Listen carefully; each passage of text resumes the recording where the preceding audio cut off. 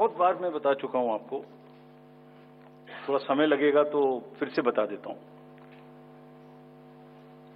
6 महीने लगभग 5-6 महीने फर्स्ट एफएलसी शुरू होती है ईवीएम की। मैं 2 बात बता रहा हूं, बस मोटी सी 2 बात, बाकी सब आपको मालूम है। वो टेम्पर नहीं हो सकती, उसमें कोई कनेक्शन नहीं हो सकता। अभी लोग पूछते हैं जब पेजर से उड़ा देते हैं तो ईवीएम को कैसे हैक नहीं कर सकते, ये भी पूछते हैं।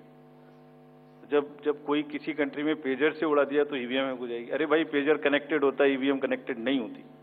एनीवे, 2 बात मोटी मैं आपको बताता हूं, बहुत मोटी।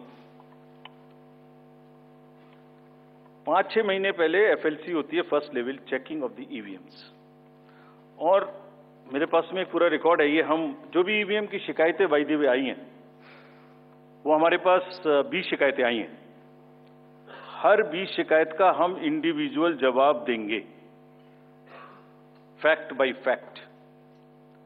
तो इसमें कोई डाउट नहीं है। We will convey to each candidate to assure, this is our duty. Actually हमारी ड्यूटी है कि अगर कैंडिडेट ये पूछ रहे हैं कि आप बताइए, तो हम उन्हें बताएंगे, निश्चित रूप से बताएंगे, लिख के बताएंगे, पूरा डिटेल्ड बताएंगे और जल्दी ही बताएंगे। तो I am not going into individual cases, और उन सबको पब्लिश भी कर देंगे ताकि आप सबको भी पता लग जाए। But first level checking, randomization, second randomization, storage में रखना, स्टोरेज से बाहर निकालना, कमीशनिंग करना, कमीशनिंग के बाद वापिस स्टोरेज में रखना, फिर उसको पोलिंग डिस्पर्सल के दिन ले जाना, फिर उसको बूथ पे पहुंचाना, बूथ पे पूरा दिन वोटिंग कराना, फिर सील करना, फिर वापस स्टोरेज में रखना, फिर काउंटिंग के दिन निकालना, फिर पूरे दिन दिखाना। इसमें हर समय पर पॉलिटिकल पार्टी या उस कैंडिडेट या उसका एजेंट मौजूद रहते हैं। जब मशीन में कमीशनिंग होती है, उस दिन उसमें बैटरी डाली जाती है। पहले आया था, पहले और बहुत सारी चीजें आई थी कि वो हैक हो सकती है, उसका वोट इधर डाला तो इधर जा सकता है, कुछ हो सकता है। ये पहली बार आया। अब हम ये भी सोच रहे हैं कि इससे अगला क्या आएगा, हम नहीं समझ पा रहे इससे अगला क्या आएगा, बट लगता है अगला भी कुछ आएगा, रुकेगा नहीं। मतलब कितनी बार। एनीवे, कमीशनिंग बहुत जरूरी है समझना। वोटिंग से करीब 5 या 6 दिन पहले कमीशनिंग होती है। 5-6 दिन पहले उस दिन मशीन में सिंबल पड़ते हैं। तो अब मशीन में अभी तक नई बैटरी उस दिन एक डाली जाती है, और सील करके उस बैटरी पे भी कैंडिडेट के एजेंट्स के दस्तखत होते हैं। छोड़िए, मशीन पे तो होंगे ही होंगे, हमें भी नहीं पता, हमने भी पता नहीं कब बनाया था ये नियम, हमारे काम आ रहा है अभी कि वो बैटरी पर भी एजेंट के दस्तखत हो।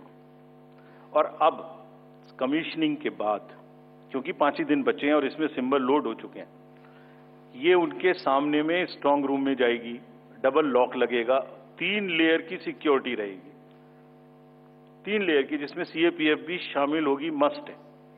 ऑब्जर्वर होंगे। उसके बाद जब वो पोलिंग के डिस्ट्रीब्यूशन के दिन निकलेंगी, उस दिन फिर यही प्रोसेस होगा।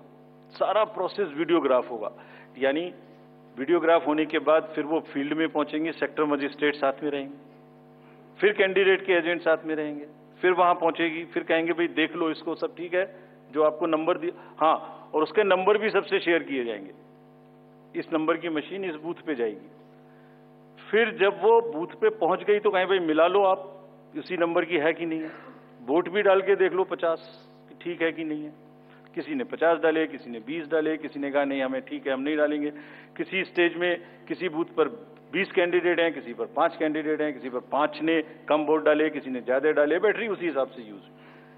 फिर पूरे दिन वोटिंग हुई, तब एक एक वोट का हिसाब रखा, फिर बंद हुआ। बंद होने के समय में एंड ऑफ क्लोज ऑफ पोल में फिर से दस्तखत कराए, फिर से हिसाब लगाया कितने वोट पड़े, फिर से फॉर्म 17C दिया उसको। कितना दिखाएंगे, कौन दिखाता है इतना, बताइए। कोई एक प्रोसेस कंपैरेटिव बताइए पूरी कंट्री में जहां पब्लिक डिस्क्लोजर पार्टिसिपेशन इतना अधिक हो, कोई ये बताइए प्रोसेस। उसके बाद में बंद करने के बाद में उसको स्ट्रांग रूम में बंद किया, फिर काउंटिंग के समय निकाला तो एक बैरिकेटिंग लगाई, उस बैरिकेटिंग के बीच में से जाएंगे, इधर उधर से नहीं जाएंगे ताकि कोई मिक्सअप ना हो। अच्छा, मिक्सअप कैसे होगा, वो नंबर हमने आपको दिया हुआ है। जब काउंटिंग में पहुंचे तो फिर कहें भाई चेक कर लो, फिर 17C से चेक कर लो, round wise round this is happening. and there is a provision for objecting to any of the issue relating to this at any stage, which has not happened. So हम individual जिसने वो बिल्कुल safe है, बिल्कुल robust है. अच्छा, और मैं बताता हूं आपको, आप पिछले 15-20 इलेक्शंस देख लीजिए. It is giving results after results differently. जहां मतलब ऐसा नहीं हो सकता कि जब पसंद का रिजल्ट ना आए तभी गलत है, ऐसा नहीं हो सकता. एनीवे, हम सबका इंडिविजुअल जवाब देंगे और आपको भी बताएंगे, उसको वेबसाइट पे डलवाएंगे, जवाब दे देंगे आपको. एक FAQ भी बनाएंगे उसका, बताता हूं मैं आपको. बट इसमें थोड़ा सा, चलिए आप अपना प्रश्न पूछ लीजिए, अभी ये बता देता हूं. जी बता दे. ये भी इसी के साथ बता दे. Will take some questions from the, नहीं, ये प्रभु जी का इसके साथ ही बता देता हूं. जैसे मैंने पहले बताया, ये एक सिंगल यूज बैटरी है. जब ये पड़ेगी तो 5-6-7 दिन के लिए इस्तेमाल होगी. इसकी जैसे आपके कैलकुलेटर में बैटरी है. I mean, it is not mobile का बैटरी जो एवरी दिन चार्ज होगी. It is like calculator battery, 5 साल तक चलती रहेगी. जब शुरू हुई तो मान लिया वो 100% थी. अब वो धीरे धीरे यूज डिसयूज, कितना एक्सटेंसिव यूज, कितना ग्राफ, क्या सबसे यूज होती रहेगी 10 साल के बाद तक, 5 साल तक. 5 साल में जब बंद होगी तो पता लगा उससे पहले 3-4% थी, आपको पता नहीं लगेगा, सडनली बंद हो जाएगी. बट हमने प्रोविजन बनाया हुआ है कि जब इनिशियल ये शुरू होगी तो इसकी 2 चीज हुई. एक परसेंटेज ऑफ चार्ज, एक output. Output is in terms of voltage. It's a very low required voltage which the machines require.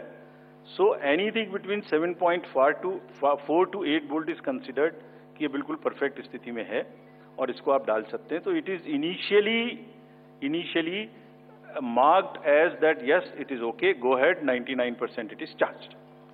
Now after commissioning के समय में भी मॉक पोल की जरूरत है, पोलिंग स्टेशन में भी मॉक पोल की जरूरत है, नंबर ऑफ कैंडिडेट्स भी अलग अलग है. सो ये एवरीथिंग कैन डिफर डिफरेंटली. और जब भी वोल्टेज 7.4 से नीचे आएगी तभी ये एक्चुअल वो दिखाना शुरू कर देगी. This is how it is designed. And अगर 5.4 या कोई परसेंटेज है उसके आस 5.8, जब 5.8 पर आएगी तो ये सिग्नल देगी, जैसे गाड़ी सिग्नल देती है येलो बटन दबा के कि अब ये बंद होने वाली है, सो प्लीज रिप्लेस.